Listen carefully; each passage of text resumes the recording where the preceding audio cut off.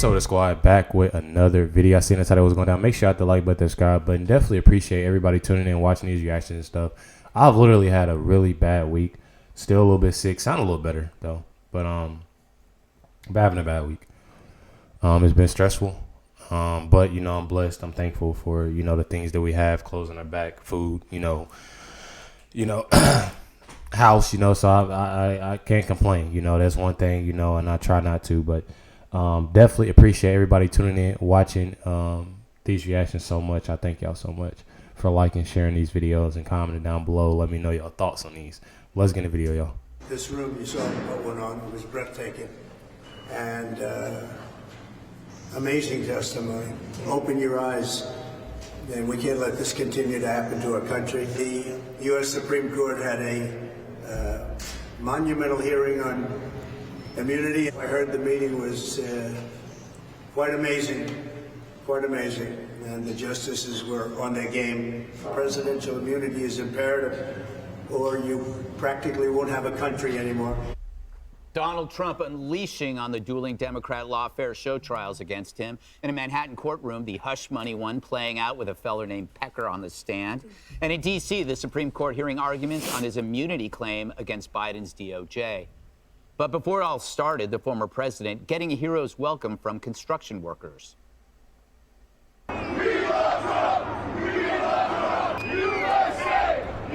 In New York City, though. The Supremes seem to agree that a sitting president has immunity in some cases, but they disagree on the extent. As for Pecker, Trump's team finally getting their chance to probe him after Bragg's prosecutors went hard on the former National Enquirer head honcho. I did not write this. Pecker testified that bearing negative Trump stories was about protecting his campaign, not his family. Pecker also says that he caught and killed for many famous people who were running for office, like former California Governor Arnold Schwarzenegger and Barack Obama's chief of staff and former Chicago Mayor Rahm Emanuel. But one thing prosecutors haven't clarified yet is what law did any of this break? This is the thing, Judge. It seems like the goal has always been to confuse the public. No one gets beyond the phrases like hush money or fake electors. And if you ask a Democrat to explain in detail why Trump's in court and what's going on, they don't know. They'll say like 91 charges, and they don't have any clue. What do you think? Well, I think it's great to have you back at the table. Thank you. I feel wonderful. Yes, and you look wonderful, too. Look, the prosecution is alleging that this is a conspiracy, which means it involves more than two people, to promote or affect an election by unlawful means. Any prosecutor knows that the most important witness is the first witness. David Pecker was not a significant witness for the prosecution, and I'll tell you why.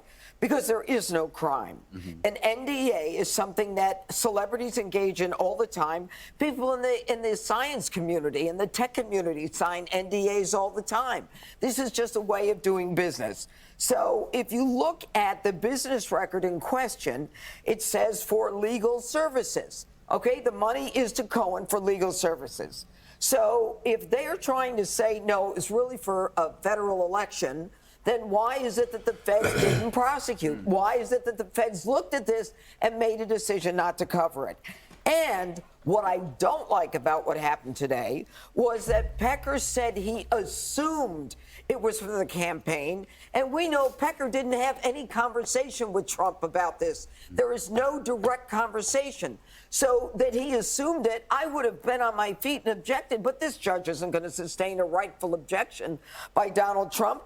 And finally, how is it that Pecker is going forward alleging all of this when he said nothing?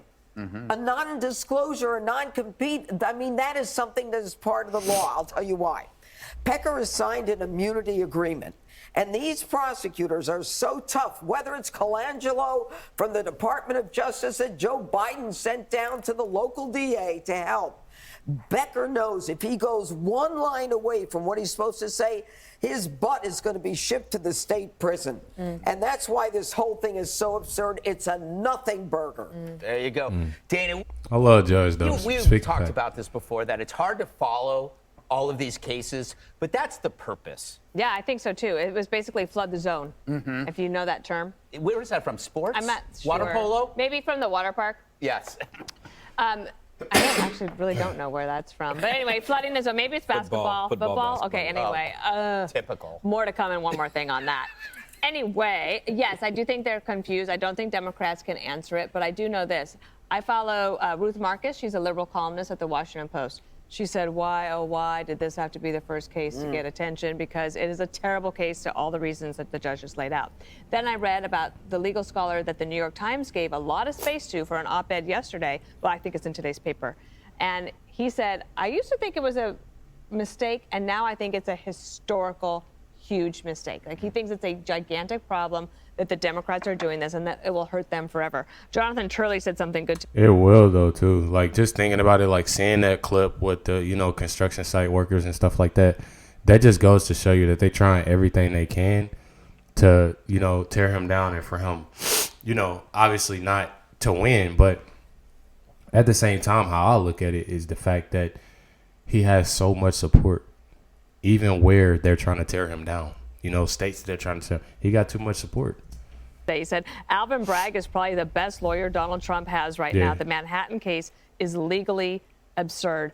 What I thought was covered that yesterday. Amazing today is President Trump starts his day by getting up and going to visit construction workers, surprising them, shaking hands. And what do they chant? We love Trump. We love Trump. Exactly. And there's all these videos now that are going viral. Biden doesn't have anything like that today. I mean, he's up there giving away a lot of money in Syracuse for chips. Okay, great. But he's not actually doing the campaigning. And that's why I think you see these battleground state polls either holding steady for Trump or even gaining in places like North Carolina. Yeah, it's fun. It's a great contrast, Jesse, the USA chants with Trump. And on the Democrat side, you have protesters chanting death to America. Yeah, the last time Biden was with construction workers, he pointed in the guy's face and said, "You're full of ash, baby." And I'm just wondering, because the Democrats have been saying Trump's this genocidal dictator, and he's going to get into office, he's going to murder journalists, and he's never going to leave office. You'd expect him to get in this courtroom and start, lunging at the judge, like that felon in Vegas, like Superman, or like some maniac starting to, represent himself, like some crazy man, or, show up to... Why ain't he talking? Who is he? Him right here. I want to know. Or an hour late, like Michael Jackson did with his pajamas. What's he doing? I mean, he's like the mad or most something. well-behaved genocidal dictator we've ever seen. Shows up on time, he sits and he listens, he takes direction, he pays his fines, posts his bonds, and he's actually showing deference and discipline, but deference to the institutions that the Democrats say he's trying to blow up. He's actually refuting all of the hoaxes they're throwing at him by sitting pretty docilely and obeying the corrupt sham trial that he's going through. The Supreme Court justices are hearing this case, and I'm just imagining if they don't give a president immunity, then I'm going to get a lawyer to charge Joe Biden with human smuggling. And I'm going to get a lawyer to charge Joe Biden when he leaves with cocaine possession, because they found coke at his house. Now, if they found coke at my house, even if it was Jesse Jr.'s and he didn't cop to it, that charge falls on me. Absolutely. And I'm also, I'm going to charge him too with killing whales, because his windmills are slaughtering the endangered species, and that's 10 to 20. I'm going to charge Barack Obama with forgery, because we know the birth certificate wasn't real. Jesse.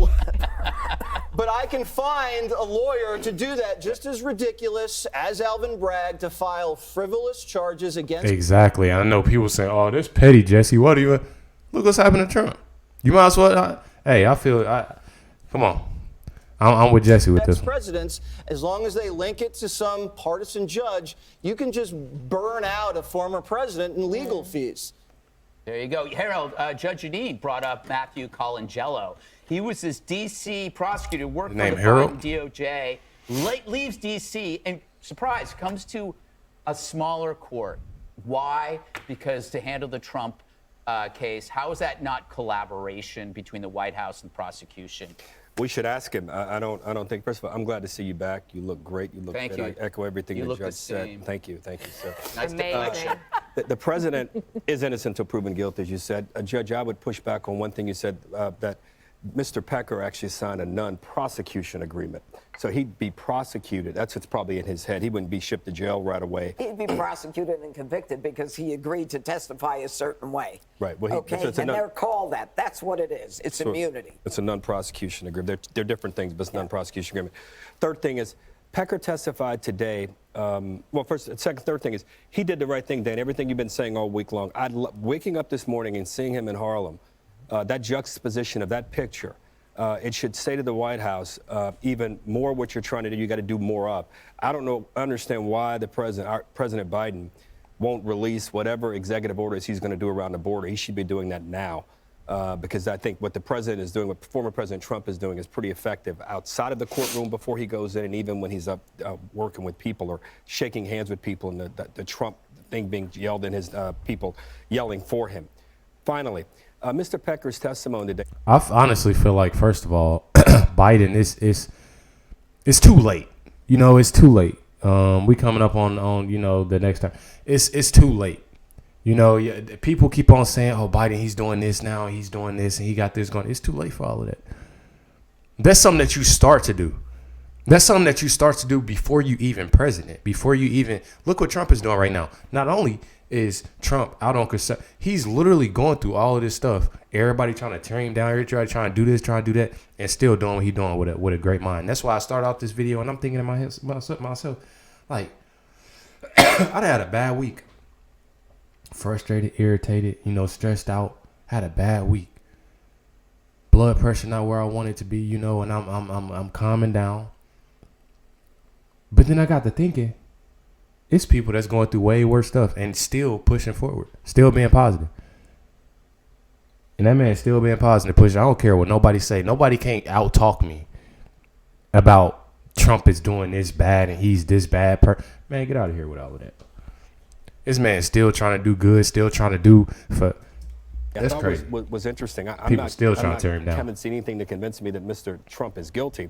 But I differ a little bit, Judge. I think he laid out a story. I think the prosecution thinks if they can show that there was an agreement amongst a few people, including President Trump, or at least between two entities, President Trump's team and Mr. Pecker's team, around payments for certain things, to either kill stories or to plant stories, all in an effort to benefit the campaign. I think you said, Judge, Mr. Pecker said that he assumed that all of this was for the campaign and not to protect his family, which is where the legal rub begins to come in. Again, I hadn't seen anything that persuade me, but I understand what Mr. Bragg and his team is trying to do, and we'll see if they get there. But Mr. Trump's got to be pleased with how he's entering the courtroom, because I think, again, the pictures, the optics of him campaigning, are about as powerful and as good as he can do not being on the campaign trail.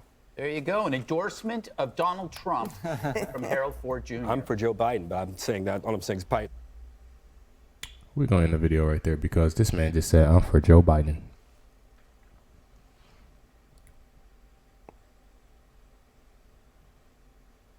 I would love to just hear 10 amazing things.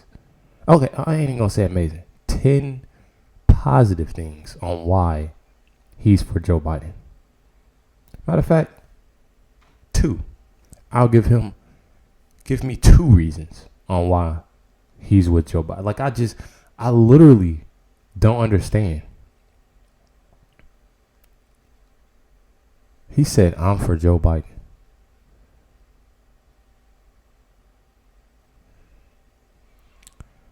Please hit that like button, that subscribe button. Let me know y'all thoughts on this because that's ridiculous.